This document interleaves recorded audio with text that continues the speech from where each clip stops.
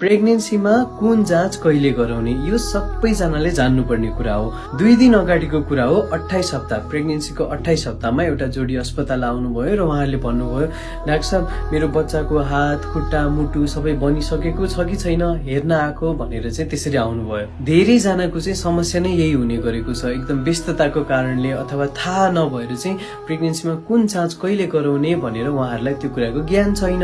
अनि अब यो जुन बच्चाको बनावट राम्रो छ कि छैन भनेर हेर्ने भनेको 18 हप्तादेखि 22 हप्ताको बीचमा हो। अब 28 हप्तामा आएर त्यो जाँच गराउँदा एक त बच्चाको सबै अङ्ग हेर्न सकिँदैन, बच्चा अलि ठुलो भइसकेको हुन्छ, र अर्को कुरा बच्चाको बनावटमा कुनै पनि समस्या आयो भने बच्चालाई फाल्न पनि मिल्दैन। किन भन्दा कानुनी रूपमा नेपालमा 28 हप्तासम्म मात्रै बच्चाको बनावटमा समस्या आयो भने गर्भपतन गर्न मिल्छ भनेर भनिएको छ। आज हामी प्रेग्नेन्सीमा कुन जाँच कहिले गराउने भनेर हेरौँ है त। नम्बर 1, प्रेग्नेन्सी बसेको 5 देखि 6 हप्तामा एउटा नर्मल भिडियो एक्सरे गराइन्छ। त्यसमा चाहिँ बच्चा बसेको घर है यसरी यस्तो देखिन्छ र बच्चाको मुटुको धड्कन चाहिँ सानो टुक टुक टुक टुक देखिन थाल्छ। यो भयो भने चाहिँ अब मेरो बच्चा बस्यो भनेर कन्फर्म हुन मिल्यो। नम्बर 2, बच्चा बसेको कन्फर्म भएपछि चाहिँ सामान्य रगतको जाँच, पिसाबको जाँच, थाइरोइड, सुगर, हेपाटाइटिस यी जाँचहरू गराइन्छ। यी भनेका हरेक जिल्ला अस्पतालमा निशुल्क चाहिँ यसको चाहिँ जाँचहरू गर्न पाइन्छ र यो चाहिँ प्रेग्नेन्सीमा गर्न एकदम आवश्यक पनि छ। भोलि थाइरोइड एकदमै बढ्यो भने, सुगर एकदमै बढ्यो भने यी कारणहरूले चाहिँ एबर्सन हुन सक्छन्। हेपाटाइटिस छ भने बच्चाले सर्न सक्यो हैन। ती भएर यस्ता जाँचहरू चाहिँ ठ्याक्क गर्भमा बच्चा आइसकेपछि गराउनु पर्यो। नम्बर 3, 11 देखि 14 हप्ताको बीचमा चाहिँ एउटा एन्टी स्क्यान भन्ने गरिन्छ। यसमा चाहिँ डाउन सिन्ड्रोम र अर्को भनेको बच्चाको नाकको हड्डी बन्यो कि बनेन भनेर देखाउँछ। अहिले चाहिँ डाउन सिन्ड्रोम धेरै बच्चाहरूलाई देखिने भएर यो पनि एउटा रुटिन इन्भेस्टिगेसन जसरी गराइने गरिन्छ। नम्बर 4, 18 देखि 22 हप्ताको बीचमा चाहिँ यो एनामोली स्क्यान भन्ने गराइन्छ, जुन हामीले अघि कुरा गर्यौं। बच्चाको सबै अङ्गहरू बन्यो कि बनेन, लुला लङ्गडा बच्चाहरू चाहिँ यही बेलामा थाहा हुने हो। यो स्क्यानमा चाहिँ सबै बच्चाको सम्पूर्ण अर्ग्यानहरू बने बनेनन् भनेर थाहा पाउन मिल्छ। नम्बर 5, यो चाहिँ ग्लुकोज च्यालेन्ज टेस्ट है, जीसीटी भनेर भन्छ। यो चाहिँ 24 देखि 28 हप्ताको बीचमा गराइन्छ। यसमा चाहिँ के हुन्छ भन्दा बच्चा आमाको गर्भमा आइसकेपछि बच्चाले भने जतिका सबै डाइटहरू त पाउनु पर्यो नि त। डाइट भनेको के हुन्छ, आमाको सुगर बच्चालाई जान्छ हैन।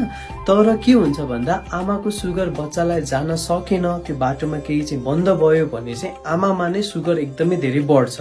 त्यो भइसकेपछि आमाको सुगर बढ्यो भनेर गरिने टेस्ट भनेको चाहिँ यही 24 देखि 28 हप्ताको यो जीसीटी हो।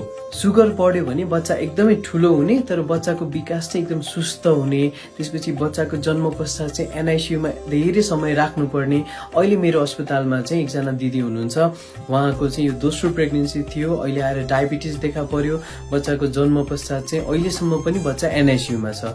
आमाको सुगर बढ्नु बच्चाको लागि एकदमै खतरा हो। जीसीटी को जाँच पनि जिल्ला अस्पतालमा त्यसपछि गएर यो हेल्थ पोस्टहरूमा निशुल्क हुन्छ, यो गराउनु पर्यो। अब 30 हप्तामा गएर एउटा फेरि भिडियो एक्सरे गराइन्छ। यसमा चाहिँ बच्चा उल्टो छ, सुल्टो छ, साल कतापट्टि छ, साल धेरै तल आएर चाहिँ आमाको पाठेघरको मुख पो थुनेको छ कि, अथवा बच्चा धेरै आतिएको पो छ कि, बच्चाको मुटुको धड्कन यी सबै कुराहरू देखिन्छ। त्यसै कारणले गर्दाखेरि यो 30 हप्तामा गराइने भिडियो एक्सरे पनि एकदमै महत्त्वपूर्ण हुन्छ। अब नम्बर 7, 37 हप्तामा भनेको अलमोस्ट डेलिभरीको नजिकै आइपुग्दाखेरि चाहिँ अर्को एउटा भिडियो एक्सरे गराइन्छ। यसमा चाहिँ बच्चा बसेको पानी कति छ, पानी कम पो भइसक्यो कि, पानी सुकिसक्यो कि, बच्चाले राम्रोसँग सास फेर्न पाएको छ कि छैन, अनि बच्चाले आत्तिएको पो छ कि, बच्चाको मुटुको धड्कन के छ, कसैको बच्चा उल्टो बसिरहेको थियो भने चाहिँ सुल्टो भयो कि भएन, बच्चाको मुटुको धड्कनको चाल कस्तो छ हैन, अनि त्यसपछि घाँटीमा नालहरू बेरिएको छ कि छैन। यो सबै कुरा चाहिँ फेरि 37 हप्ताको भिडियो एक्सरेमा पनि हेरिन्छ। किन भन्दा अब डेलिभरीको दिन आउन लाग्यो। प्रेग्नेन्सीमा गराइने जाँच यति नै हो।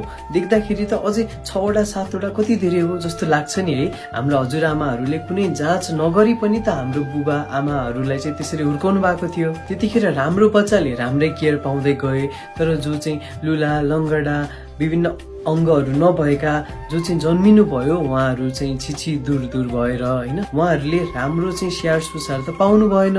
जीवनमा उहाँहरूको लागि त गाह्रो भयो नि त। त्यही भएर अहिले त हेर्नुहोस् त कति सजिलो। पहिल्यै बच्चा कस्तो छ के छ भनेर सबै थाहा पाउने जाँचहरू आइसके। अहिले अब संसारभरि के भइरहेछ, सिंगल चाइल्ड ह्याप्पी फ्यामिली भन्ने यस्ता नाराहरू चाहिँ विकसित हुँदै गइरहेको छ। पहिले जस्तो परिवार ठुलो बनाउने, धेरै छोराछोरी पाउने भन्ने छैन नि त। एकजना छोरा वा छोरी तर उसमा चाहिँ कुनै पनि समस्या नभएको राम्रो बच्चा जन्मियोस् भनेर चाहिँ यसरी संसार अगाडि बढिरहेको भएर यी जाँचहरू गराउन महत्त्वपूर्ण हुँदै गयो। सजिलो भयो नि त जीवन। सबै कुरा एकदम मेन्टेन गरेर प्रेग्नेन्सीको 9 महिना सफल बनाएर एउटा ह्याप्पी बच्चालाई जन्माउँदाखेरि चाहिँ त्यो एउटा परिवार पनि त सुखी भयो नि त। हामी यसै